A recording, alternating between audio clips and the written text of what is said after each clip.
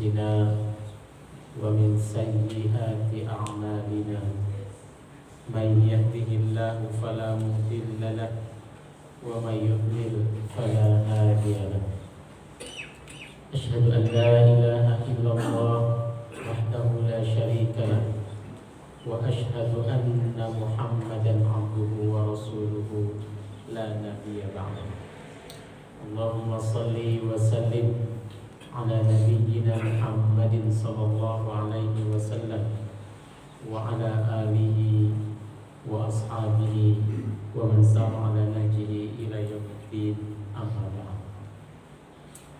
فيا أيها المسلمون فيا أيها المؤمنون أوصيني وإياكم بتقوى الله وطاعته لعلكم ترحمون كما قال الله تعالى يا أيها الذين آمنوا اتقوا الله حق تقاته ولا تموتن إلا وأنتم مسلمون.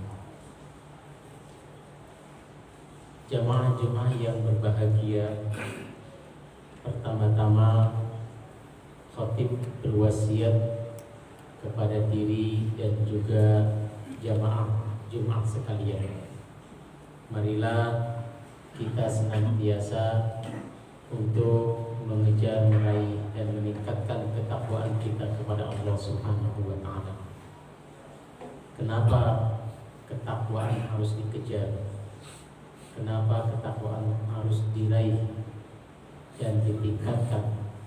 Karena jamaah sekalian, Allah Subhanahu wa taala menyampaikan orang-orang yang bertakwa itulah yang akan diselamatkan dari azab Allah Subhanahu wa taala.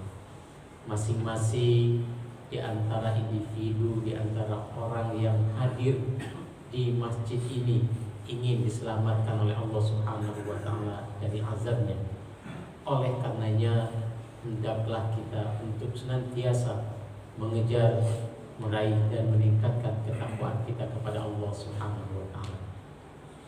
Selanjutnya jamaah sekalian, dengan cara apa kita bisa meraih ketakwaan kepada Allah Subhanahu wa taala? Karena kita diperintahkan untuk mengejar, meraih, berarti ada objek-objek yang harus kita lakukan demi mendapatkan meraih ketakwaan kita kepada Allah Subhanahu wa taala. Maka Allah Subhanahu wa taala berfirman, ya ayyuhalladzina amanu taqullaha wabtaghu ilaihi wasilah, kata Allah. Wahai orang-orang yang beriman, bertakwalah kepada Allah Subhanahu wa taala dan berupayalah mengejar wasilah media yang sudah disediakan oleh Allah agar ketakwaan itu bisa diraih oleh kalian. Lantas apa saja media-media, sarana-sarana yang disediakan oleh Allah Subhanahu wa taala? Salah satunya adalah melaksanakan sholat Jumat. Sholat Jumat kita lakukan ini jamaah sekalian demi untuk meraih ketakwaan kepada Allah Subhanahu wa taala. Lantas Jumatan yang bagaimana yang bisa sampai kita meraih takwa Allah Subhanahu wa taala? Perhatikan, yang pertama, agar melalui wasilah media sholat berjamaah ini ketakwaan kita dapatkan, Rasulullah SAW menyampaikan,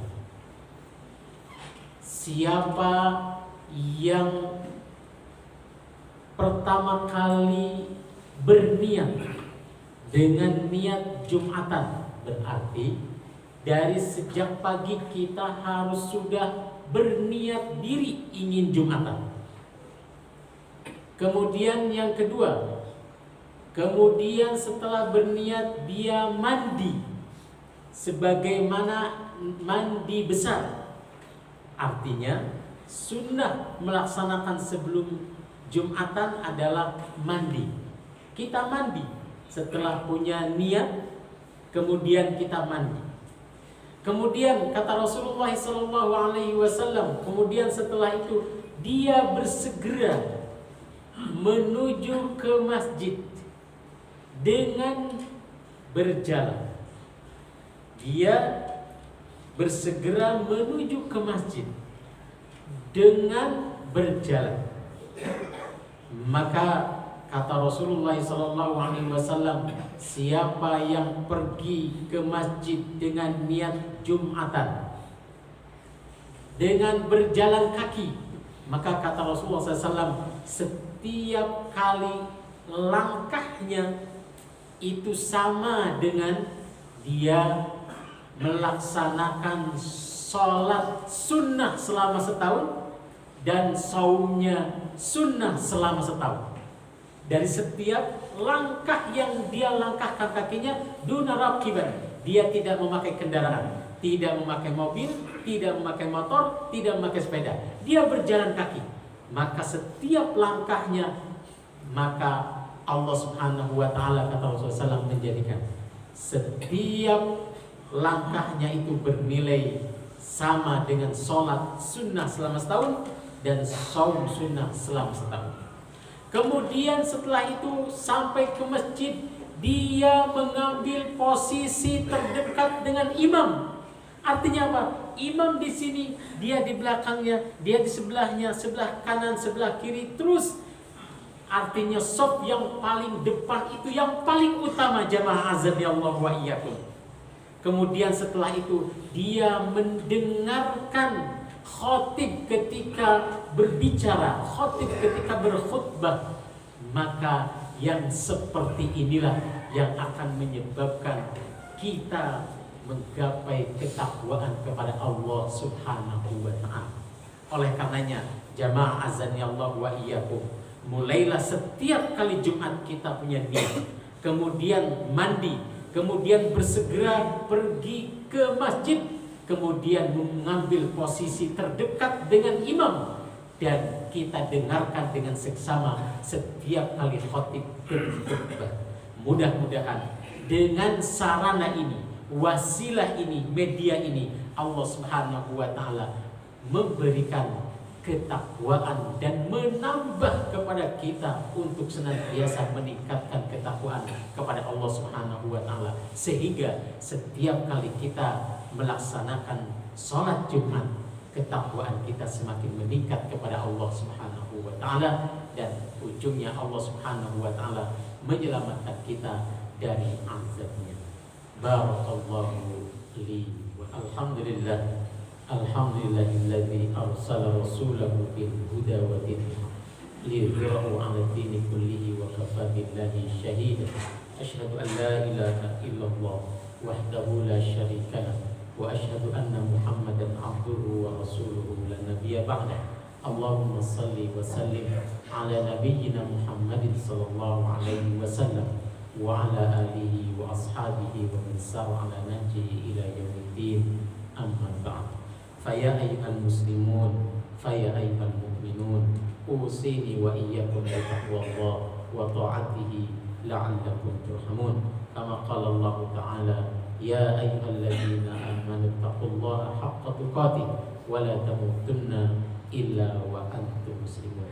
Di khutbah yang kedua ini, khatib ingin menyampaikan satu hadis, di mana hadis ini diriwayatkan oleh Abu Dawud. Rasulullah SAW bersabda, Inna sa'ida laman junnibal fitan. Sesungguhnya orang yang berbahagia itu adalah orang yang dijauhkan dari fitnah. 3 kali Rasulullah SAW bersabda, sesungguhnya seseorang yang berbahagia adalah orang yang dijauhkan dari fitnah, dari ujian. Walaman ibtuliya fasabar. Adapun jika ada orang yang ditimpa fitnah, yang ditimpa ujian, fasabar, lalu dia sabar, fawahan, maka sungguh mengagumkan orang itu. Jamaah azan ya Allah wa iyyakum, masing-masing di antara kita sudah dipastikan akan mendapatkan ujian yang besar maupun yang kecil.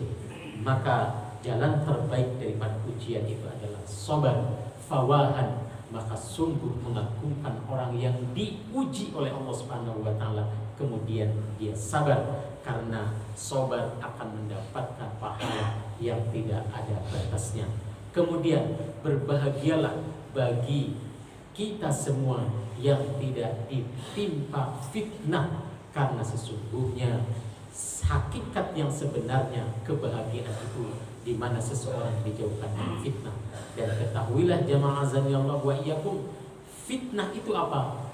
Fitnah itu adalah jika seseorang sudah dikelabui oleh hawa nafsunya, yang memang Allah Subhanahu wa taala ciptakan hawa nafsu itu demi untuk menguji manusia apakah dia kuat dengan keimanannya atau tidak.